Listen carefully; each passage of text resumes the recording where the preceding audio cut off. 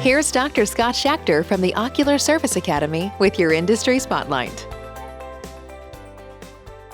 So welcome everybody to an industry spotlight today. We're featuring Marc Gleeson of Azura Ophthalmics. Marc, thanks for joining and thank you for support of the podcast. Why don't we jump right in? You're with Azura now. Why don't you tell us a little bit about the history of Azura and how it's evolved over time?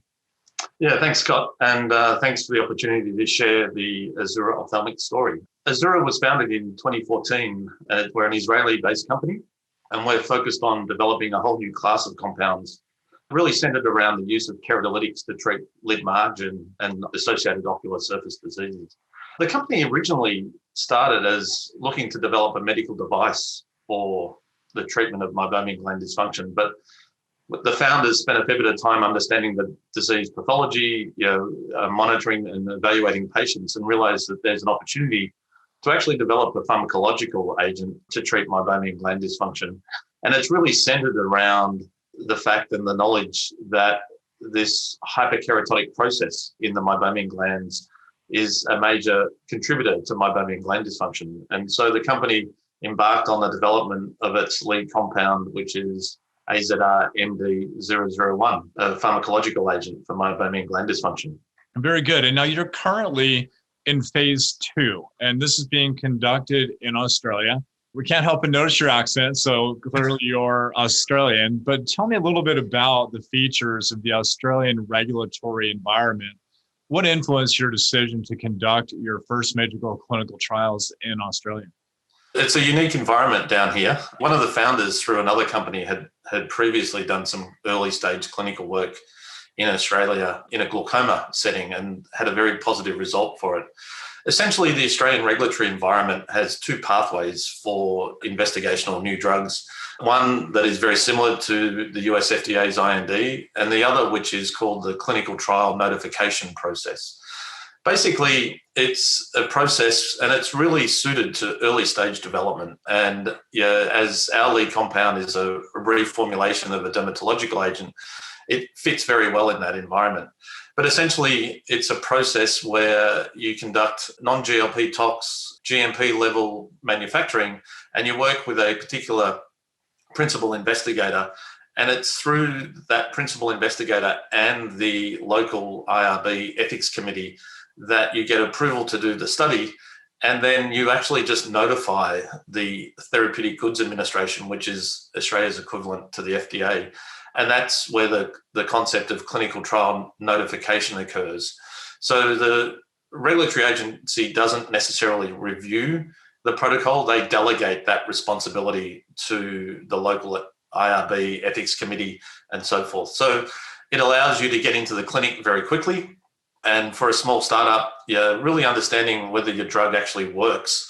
And it allows us to de-risk our programs fairly quickly and capital efficiently before we start spending the larger sums of capital in order for us to get an IND approved. So it's a very attractive environment for early stage companies, early stage development programs right across the board. And tell us a little bit about your personal background. Tell our listeners a little bit about you and your background that may make you sort of interested in ophthalmic drug development. Yeah, look, I joined Allergan here in Australia as the pharmaceutical marketing director back in 2000. I had responsibility for Botox as well as eye care. And over the course of 4 or 5 years, we launched Botox Cosmetic, but also I was 100% focused on ophthalmology. And then early in mid 2005, had the opportunity to move to California in a global marketing role. Allergan had acquired a company called Ocular, which is the drug delivery company. And I was involved in the launch of Elastagen globally. So the family and I moved to California back in late 2005 and then spent most of my time in the global marketing group there. Had a year in the US as my final role, a US affiliate. But through that process, we spent a lot of time on early stage development, working with potential startup companies to either license or acquire. And so I suppose my career, I've got earlier and earlier in the development of prescription pharmaceuticals. So I've now had close to 21 years of experience and history in ophthalmology. at the end of 2013, the family and I decided it was time to move back to Australia. And so I finished up at Allergan. We relocated back to Australia and was introduced to the team at Oculeve, which was a Stanford biodesign program, spin-out company, and then became the VP of global marketing for them through their neurostimulatory device. So, that company was acquired in July of 2015. And then I met a group out of Israel at the end of 2015. And we embarked on raising a Series B round late in 2016, and then closed that around the middle of 2017. So having been involved in the big company, large pharmaceutical company, early stage development, you learn a lot about, the things that you should do, you shouldn't do. And it's a great opportunity to take those learnings into the smaller company and really focus on the right things that really drive value creation. And you're really looking at your lead candidate compound being targeted for the treatment of MGD, which is unique. So you're not looking at a traditional quote unquote dry eye treatment. So tell us some about the mechanism of action that's unique for your compound. Yeah, look, and a lot of the work around this was done back in the 1990s. The Tear Film and Ocular Surface Society do a great job in bringing expert panel consensus, bringing together all the research that's being done in a particular therapeutic area. And in their international workshop in meibomian gland dysfunction, they spend a lot of time talking about the pathophysiology of meibomian gland disease, and they describe it as really a process of hyperkeratinization. And so when you think through, and even some of the work by Ong back in 1991 that shows that both in healthy meibum and abnormal meibum, you get keratin proteins, this whole concept of hyperkeratosis or hyperkeratinization is a really intriguing one as a key contributor to the pathophysiology of meibomian gland dysfunction.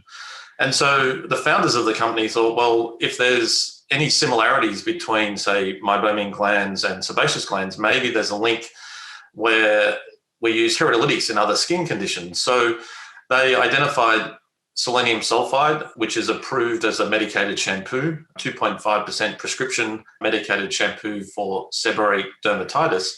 And it has some unique mechanism of action in that, it's a keratostatic. So it actually slows down the cell replication cycle. So it slows down the keratinocyte proliferation and therefore future deposition of keratin proteins. It's a fairly potent keratolytic. And what I mean by that, it's essentially a disulfide bond disruptor. So within the development of this hyperkeratinization or abnormal protein aggregation, you get disulfide bond cross-linking, and it's really abnormal in its nature. So selenium sulfide breaks down those disulfide bonds.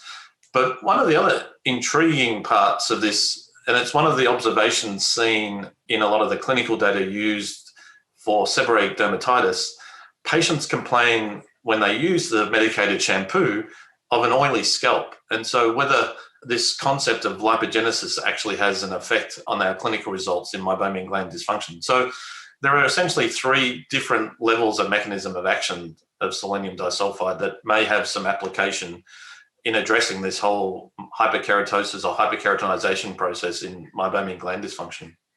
And now, where do you see this? The treatments for MGD currently involve device. It's device intense, right? So you've got tear care, you've got eye locks, and where do you see your new drug fitting into the paradigm treatment for MGD? What's interesting about the meibum layer is that obviously we call it often the lipid layer, but there are over 90 different proteins in the meibum. And so selenium sulfide really focuses on the protein interaction. It does very little. We don't know of any data that has its impact on purely on lipid abnormalities. And so I see clearly, if we are successful in our clinical development, that the drug could fit either as a single agent in addressing hyperkeratotic or hyperkeratinization of gland blockages, but also potentially in use in combination with some of these devices that you listed, because removing the blockage is one thing, but also improving the lipid consistency is another. So there's a multitude of opportunities where we could use either as a single agent or in combination with these devices. Now, can you share some insights? You've completed some phase 2. So Can you comment some on the efficacy that you've seen so far? Yeah, so earlier this year, we released the results of our phase 2A program. We evaluated 2 doses of Azura MD001, the 0.5% and the 1% ophthalmic ointment concentration. And in the phase 2A study, the 0.5 and the 1% achieved pre-specified endpoints and demonstrated statistically significant improvement over control in both signs and symptoms for those primary endpoints. So in summary, we evaluated the OSDI, the Ocular Surface Disease Index, and in that we saw up to 58% of patients becoming asymptomatic. And that's by definition an OSDI score of less than 13. When we looked at the signs, we evaluated meibomian glands score and the number of glands yielding liquid secretion. When we look at meibomian gland score, we saw up to 59% of patients actually achieving a meibomian gland score greater than 12. And the TFOS define normal meibomian gland dysfunction as anything greater than 12. And when we look at the number of glands yielding liquid secretion, we saw up to 46% of patients achieving a change of greater than 5 glands opening. So we're very encouraged by the results that we saw, and clearly the strength of the data allows us to now move into the next level of development, our phase 2B study. And you mentioned you have some experience with drug development and a global background. Have you gained any insights into how global regulatory agencies view MGD and how this might impact the development of new drugs like yours? One of the clear opportunities is that there are no agents approved for meibomian gland dysfunction. And so there's an opportunity to be first in class and the first drug to be approved for meibomian gland dysfunction.